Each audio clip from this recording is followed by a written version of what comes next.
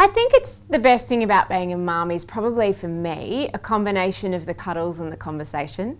I love just the physicality of being a mother. It's such an intimate thing, but I also love the chats. I love hearing what my kids have to say and how they view the world. I think the toughest thing about being a mum is not knowing if you're getting it right. I mean, we sort of joke about, oh, I'll put another $1 in the therapy jar. And I think it's fearing that the most important job you'll ever do is something that you don't really know how to do it and you don't know if you're doing it right. I think motherhood has changed so much over the last 20 years. I mean, even the fact that mothering and to parent is now a verb, and it certainly wasn't for our parents and for my mum. Motherhood used to be something that you just got on with. Now it's something that's much more conscious and active, and I think that while that can be challenging, it's also a really positive thing because it puts it in its rightful place as a really important thing, something that you shouldn't do just by default, let alone by neglect. It should be a conscious thing that you try really hard to get right. And you won't always get it right, but you need to always keep trying. I think the work-life balance question is so interesting. You know, I've been reading so much, and I always read so much about this, and I know that there are some people who say why do we always ask women how they juggle it and about work-life balance, and we never ask men. And I think that's true, but I also think that I'm always asking other women how they do it because I'm always interested. I think we're all looking for some magic bullet and magic formula. Like they say, oh, well, it's this app or it's this trick or whatever. And you're like, have you got the key that unlocks this mystery? I have to say that as far as making life easier as a parent, I use my mobile phone a lot in terms of texting. Whether I'm texting my eldest son, who has a phone himself, to change arrangements or, you know, tell him that I'm late or whatever it is, or whether it's texting other people to step in because I can't get to a pickup or I've got a problem or I, need to ask a girlfriend for a favour. I think that just that way of communicating is really helpful. In terms of specific apps, there's a brilliant app called Save the Date to Vaccinate, which is an app that helps you keep track of all your vaccinations for your kids, because that can be really hard sometimes. And another app that we love in my family is a grocery app. So I think it's called Grocery List, and it enables everyone in the family who has a phone to all enter things into, like, we've got a chemist list, we've got a Woolworths list, we've got like a miscellaneous list, we've got a health food store list, and it means that everyone can add things into that list, and whenever someone's in the chemist or at the supermarket, they can get what everybody needs. So I've found that really, really helpful.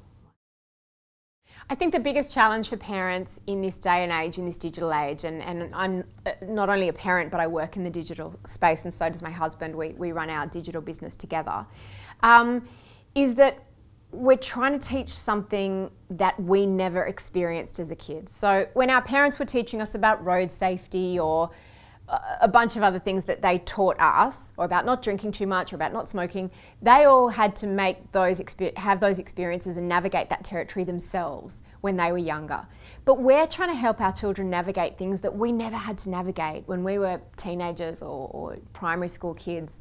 Things like sexting, things like cyberbullying, things like social media and how to use it safely. So I think that for parents, the biggest mistake I see them make is going, oh, it's all too hard, oh, this digital Facebook thing, woo, I don't get it. You can't do that. It's like saying, oh, this road safety thing, it's too hard, I don't understand it. Part of being a parent in 2014 and beyond is knowing how that stuff works. You don't have to be on it yourself necessarily, but you have to stay up to date. You have to know how it works, because you can't teach your kids good digital hygiene, and that's not just about, avoiding bullies and predators and stuff, but about keeping themselves and their reputation safe. You can't teach them that if you don't know the language. Well, we're in a really lovely window of calm at the moment because our eldest is 17, so he's now got free rein, and our youngest aren't on technology too much yet. So they're not allowed to Google by themselves, they're not allowed to be on YouTube by themselves. We try to only buy apps that can be used not connected to the internet, because if you're on wireless, then you can't have all that buying stuff where you end up spending a fortune on apps. So we're kind of in this bit of a safety zone, certainly around social media, which is the biggest area of concern. But yeah, I'm going to be very reluctant to get my youngest kids a smartphone, because when my eldest got a phone, it was about giving him a phone, a way to communicate with me, texting and phone calls. Now when you give a child a phone, you're giving them unsupervised, unlimited access to the entire internet. And that's scary when you're talking about a 9-year-old or an 8-year-old or even a 12-year-old. That's alarming. So yeah, I think we're in a nice little purple patch at the moment, but we've got some hard decisions coming up. I think that you just have to know the language to combat things like cyberbullying, and you have to know what your kids are doing online. You have to be very open and honest with them about the risks of being online, but you also have to not be freaked out by online, because we're all on it. Being online is awesome. Social media is fantastic. Being able to Google anything and see every video and learn every fact in 1 second, that is an incredible luxury and a privilege and a gift. And it's exciting, but so you don't have to be like freaked out and scared, but you just have to teach them how to be careful and set certain parameters up. Instagram, for example, is a big issue with young girls at the moment. And just basically teaching them with social media that they are not just how many likes they have. Their self-worth is not measured in likes, and that is so important. I've always been a passionate supporter of Barnardos and such an admirer of what Barnardos do, and I was so grateful for the opportunity to come on board as an ambassador for Mother of the Year, because you know, there's so much discussion around parenting and rights, but Barnardo's always been very clear in their focus of having children first, and the priority is the kids. And I think that is such an important positive thing. And it's also not just about you know, the problems that kids encounter, but it's also about securing great futures for them. And that's something that I think people really need to understand about Barnardos, that it's not just about crisis, it's about future.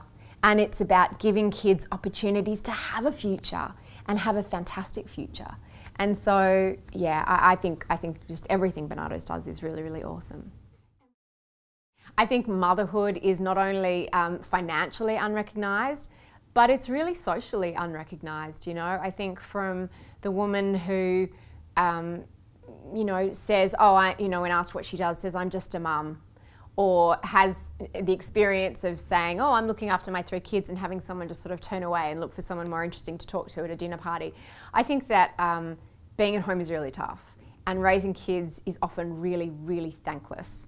You don't have any key performance indicators, you don't have any bonus schemes, you don't have, you know, any financial rewards, but you do it again and again and again and again.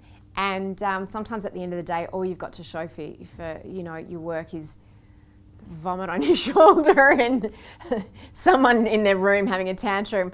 But you did good work today. And I think anything that can recognise mothers and the incredible job that they do is a wonderful thing worth supporting.